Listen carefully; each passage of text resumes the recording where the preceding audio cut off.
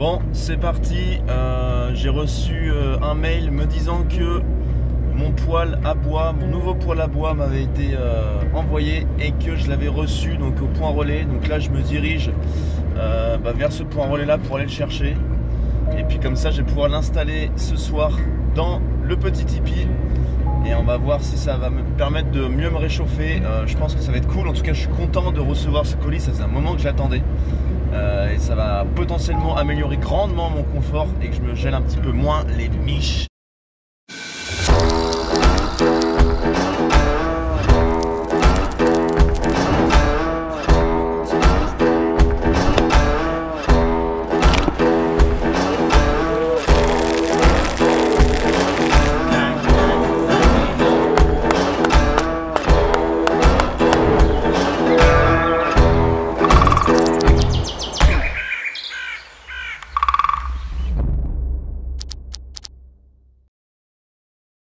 Bon, mission accomplie, j'ai été chercher les deux colis qui m'attendaient en point relais.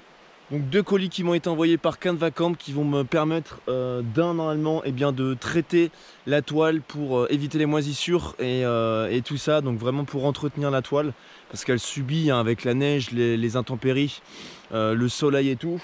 Et puis j'ai le poêle que je me suis fait chier à descendre. Là je suis mort, j'ai fait ma séance de muscu pour la journée.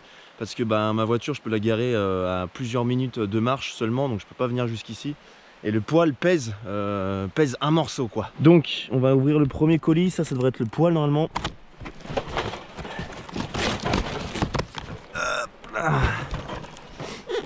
Voilà le nouveau poêle, à quoi il devrait ressembler. Et là qu'est-ce qu'on a du coup?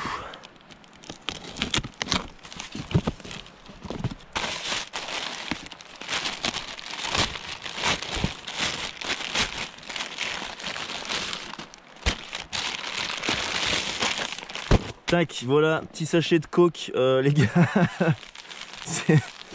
Non, c'est du borax et ça permet en fait d'éviter donc en prévention le développement de moisissures, de champignons sur la toile de mon tipi.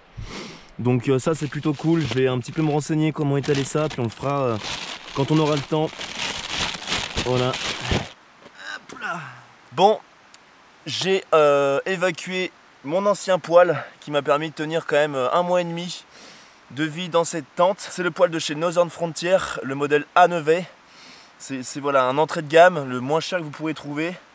Et il fait du travail, mais pour une longue durée, c'est vraiment pas faisable. Allez, ça, je vais le stocker, le nettoyer, et puis on va mettre l'autre à la place.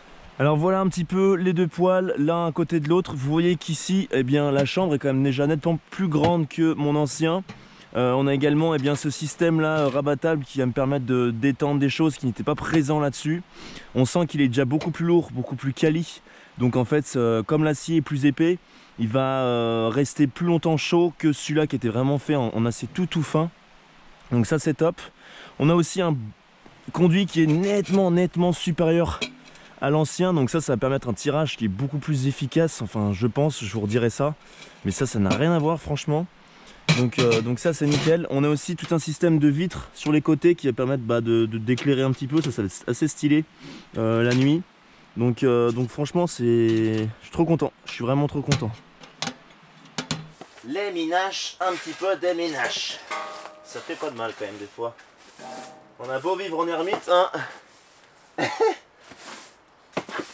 C'est quand même pas mal quelquefois de faire un bon coup de propre.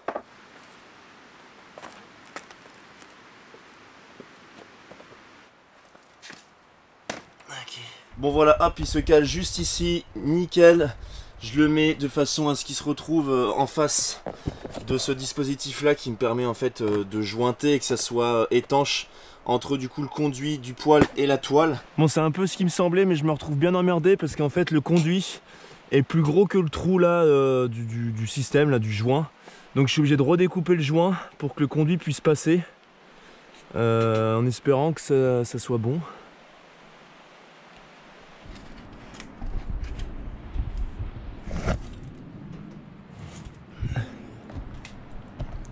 Putain, ça les gars, c'est un putain de cadeau de Noël. Franchement, je pouvais pas rêver mieux. Un nouveau poêle pour me chauffer dans mon chez moi, c'est le top. Merci Canvacamp, merci beaucoup. Bon, j'ai allumé le poêle. Ça a l'air de partir 6 fois plus vite qu'avec l'ancien. Là on a directement un tirage optimal, du coup ça fait partir la moindre flamme qu'on met dedans et c'est trop cool. Ça va tellement me simplifier, mais vous pouvez pas l'imaginer les gars, c'est impressionnant. Je suis trop content là, j'ai l'impression que c'est Noël avant l'heure. Faut bien concevoir que le poêle c'est un élément clé pour eh bien, une vie en tente. Ou une vie dans la forêt, surtout en période et en saison bien froide, l'automne, l'hiver, le début de printemps. Sans ça, vous pouvez pas tenir longtemps. Et donc il faut avoir un bon poêle qui tire bien, qui consomme peu de bois, enfin dans lequel vous avez besoin de mettre peu de bois pour créer de la chaleur. Qui est optimal parce que c'est quelque chose qui va vous servir aussi bien pour chauffer que pour cuisiner, que pour toutes ces choses là, donc vous allez vous en servir de nombreuses fois et qui doit être aussi hyper safe parce que vous avez des risques d'intoxication au monoxyde de carbone et tout et au gaz quand il y a une mauvaise combustion. Et je sais que mon ancien poêle eh bien il fumait comme pas possible, il y avait une très mauvaise combustion, donc j'aurais pu à terme eh bien mourir dans mon sommeil, enfin qui m'arrive des broutilles quoi, des petits ennuis. Donc là je suis content d'avoir un poêle qui est totalement étanche, qui tire bien, avec une très bonne combustion. Et d'ailleurs il est déjà en train de ronronner. Ah ça c'est bon ça.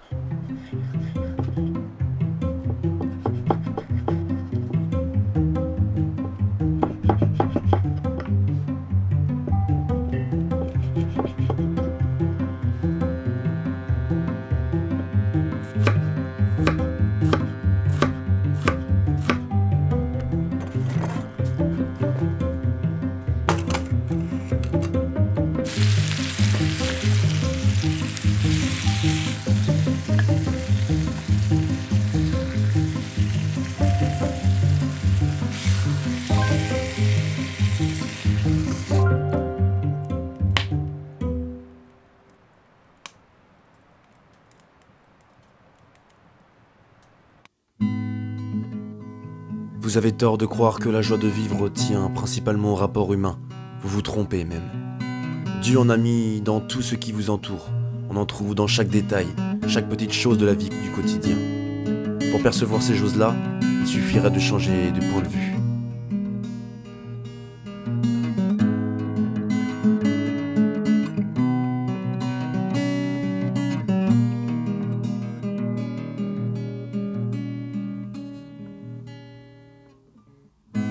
Il est au sein des bois un charme solitaire, un pur ravissement aux confins du désert, et de douces présences où nul ne s'aventure au bord de l'océan, qui gronde et qui murmure sans cesser d'aimer l'homme.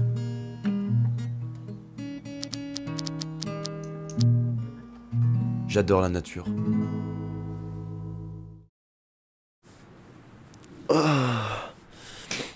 Salut la compagnie.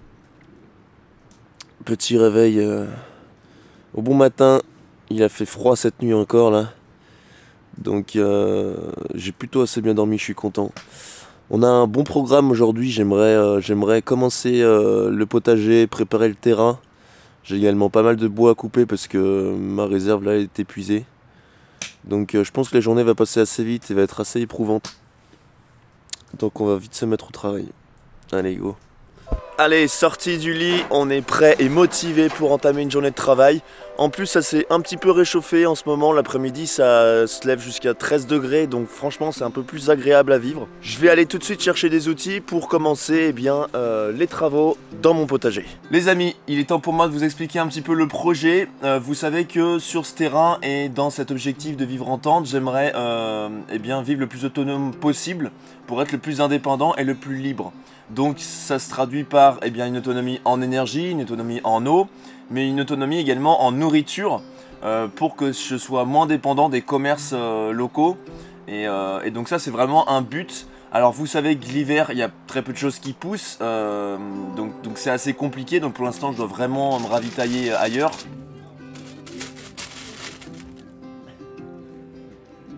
Bon, je reviens d'une petite expédition ravitaillement. Généralement je pars à pied dans les petits commerces qui sont très proches puisque je suis quand même en pleine forêt, mais je suis à une quinzaine de minutes de la civilisation. Donc ça me permet d'avoir la proximité de fermes et aussi de commerces un petit peu bio et local. Donc en gros, pour faire simple, je vais faire un potager. Mais je vais pas faire un potager simple, je vais utiliser les procédés de permaculture pour effectuer ce potager. Donc c'est-à-dire travailler non pas contre la nature, mais travailler plutôt avec elle, en respect avec elle, pour qu'il y ait un certain équilibre entre l'homme et la nature. Et pour que je puisse produire le maximum de choses sans mettre d'intrants, d'engrais ni rien.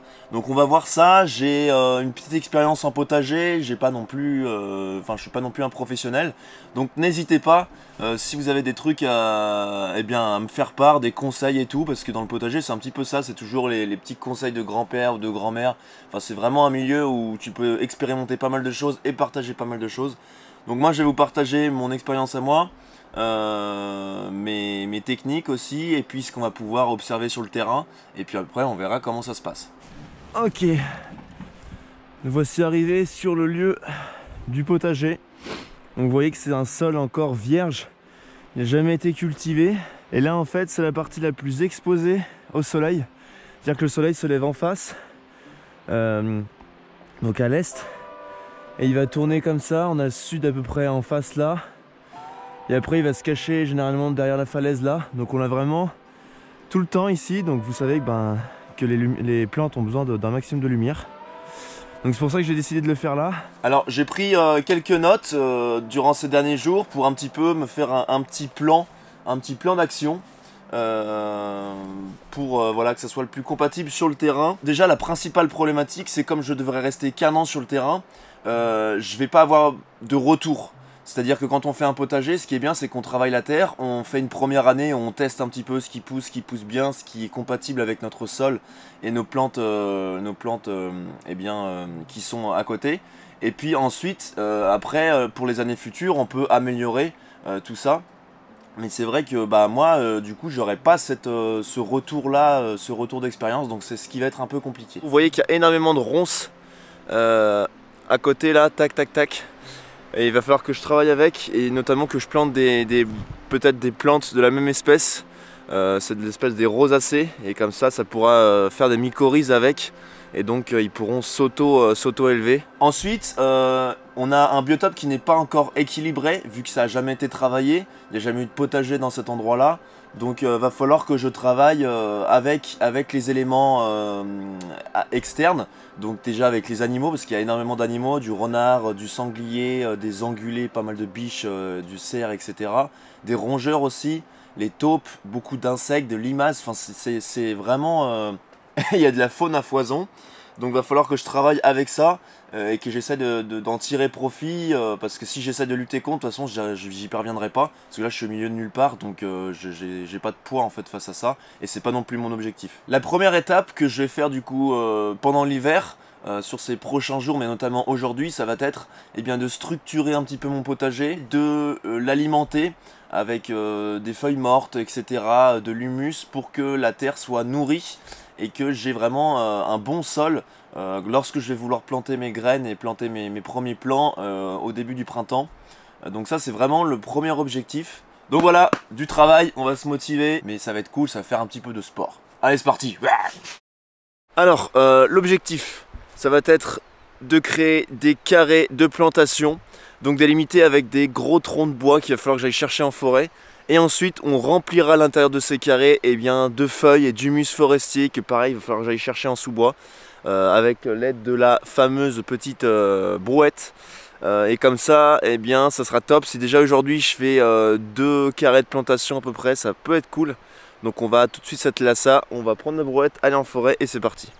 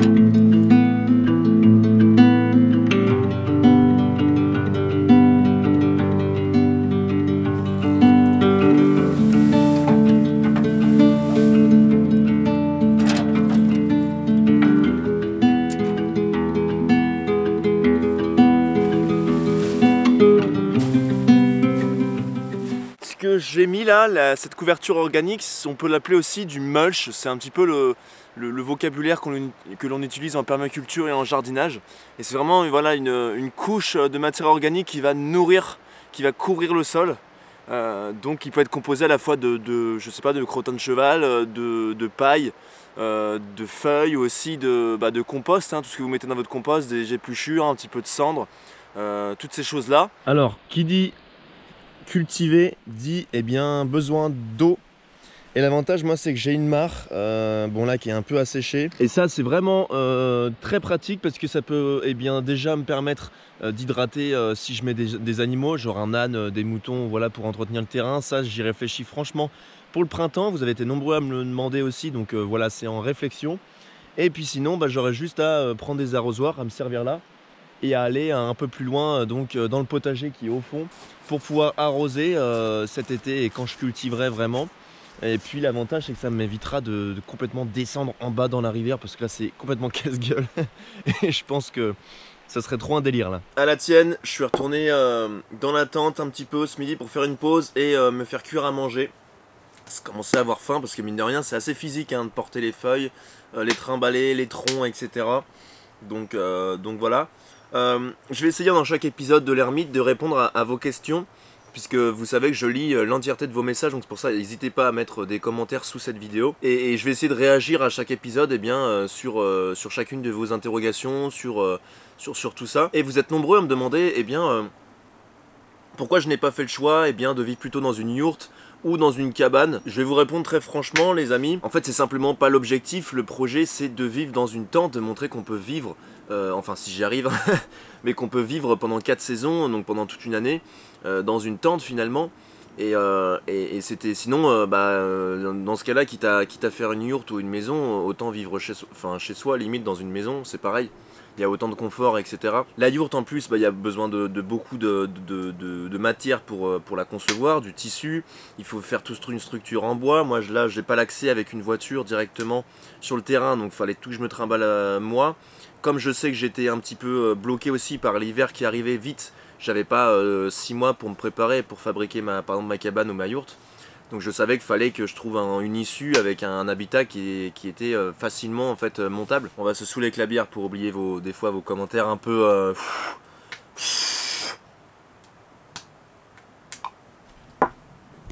Pause du midi terminée. J'ai ramené quelques épluchures, un petit peu de marc de café, de la cendre, donc mon compost que je vais venir disperser. Hein. Chaque jour je ferai ça. Ce cadre de plantation est terminé. Vous voyez que j'ai disposé vraiment une bonne couche de 20 cm d'humus.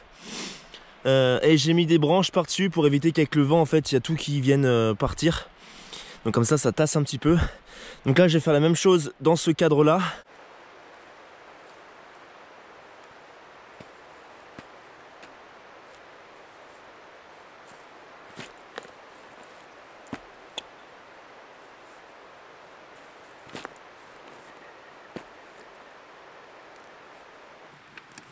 Encore du merge, toujours du merge. Merge. Encore. Merge.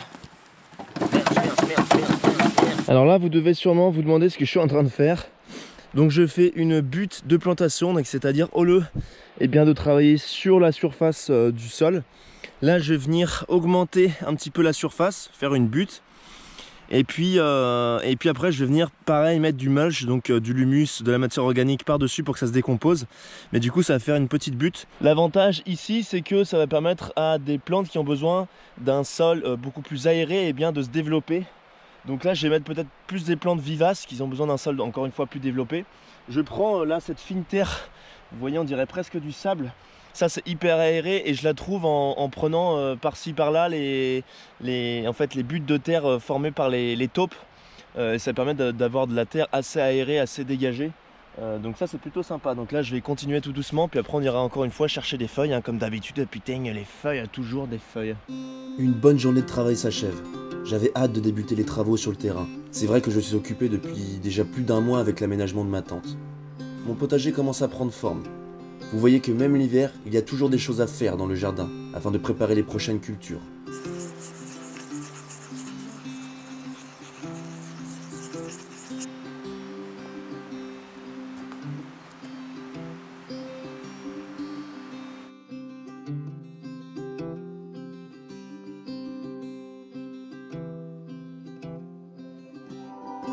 Les amis, je suis en train de réaliser une petite cuillère en bois puisque nous sommes bientôt Noël, et oui, ça passe trop vite. Moi je suis plus dans le concept de fabriquer moi-même les cadeaux que je vais offrir à mes proches.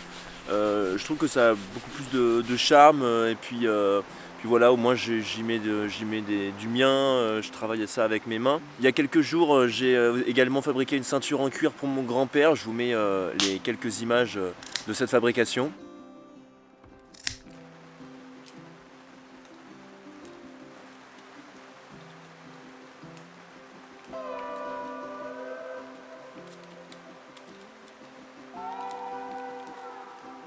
Vraiment, pour moi, c'est quelque chose d'important de fabriquer les choses que je vais offrir eh bien, de mes propres mains.